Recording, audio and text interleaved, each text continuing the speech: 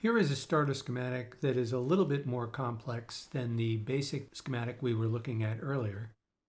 Notice that it still has some of the same components: the fuse box, the ignition switch, the battery, and the starter motor itself with the solenoid.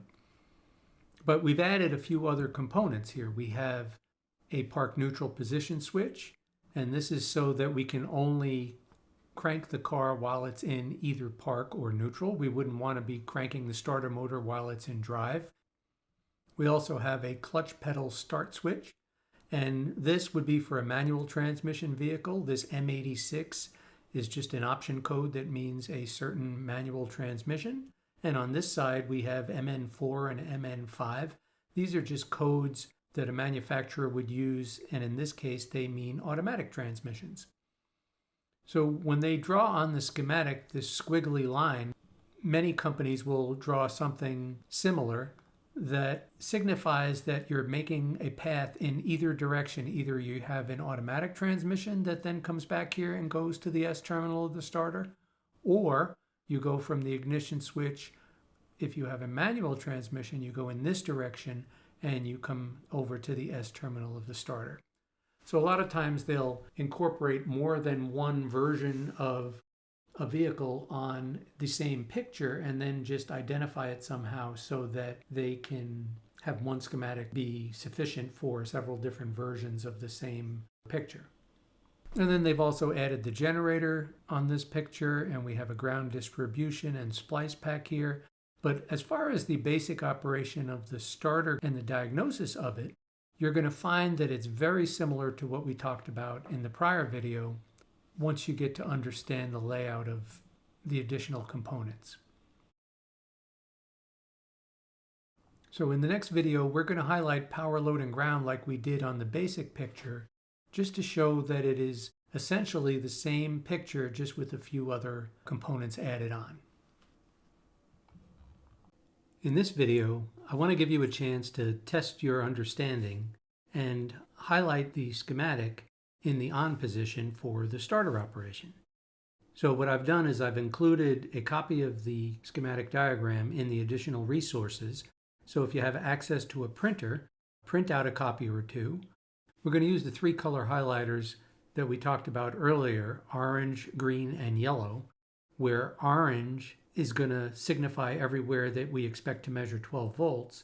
Green is going to be the load when it's using up the voltage, and yellow is going to be everywhere where we expect to measure 0 volts.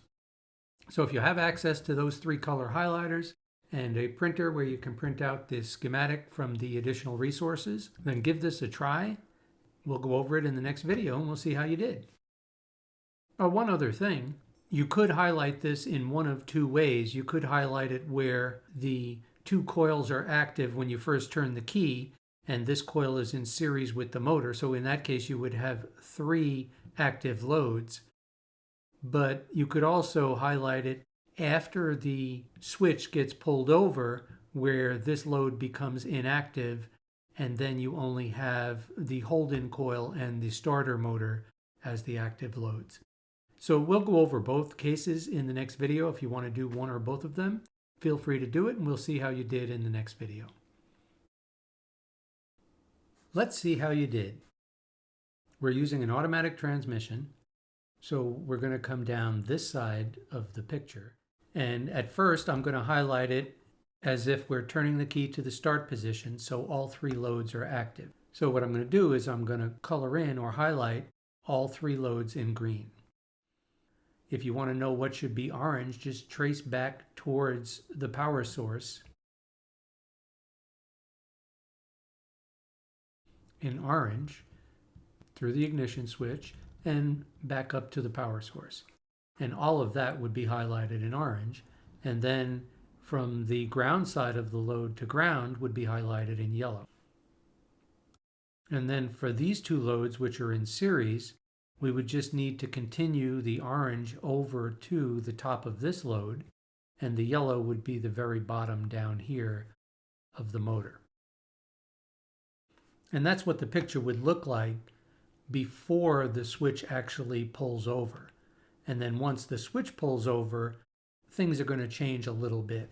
because then we're going to have this load still active, but it's getting its power from the battery instead of through the series circuit with the pull-in coil.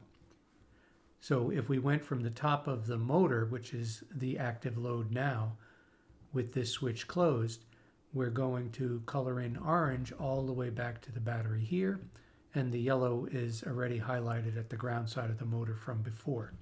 But the one other thing that we have to change is now that there's 12 volts at the M terminal of the motor, and since there's 12 volts at the S terminal, getting that 12 volts all the way up to this point, there's no difference of potential across this coil anymore, so this coil becomes inactive.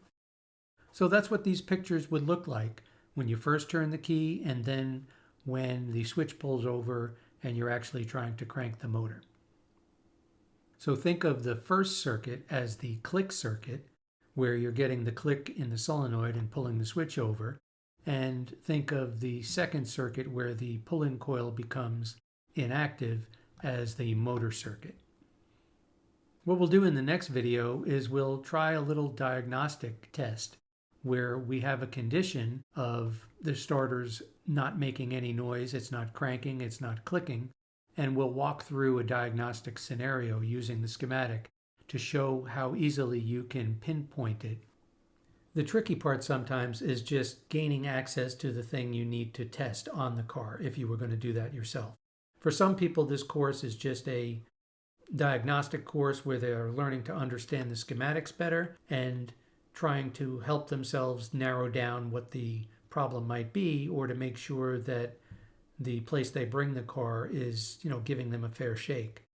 But if you're looking to do the work on your own and you take some type of hands-on course, or you've had experience working on cars yourself, then for you, the hardest part at times, once you master the diagnostic part of this, would be to access the location that you need to make a measurement.